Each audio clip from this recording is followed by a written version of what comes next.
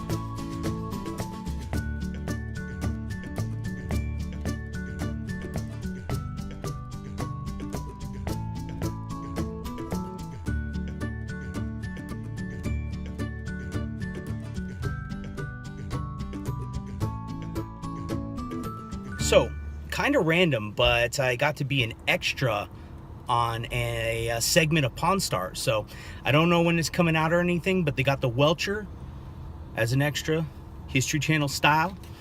It was a segment with Rick, the owner. Then afterwards, we got to meet the old man, and I got a old man dollar bill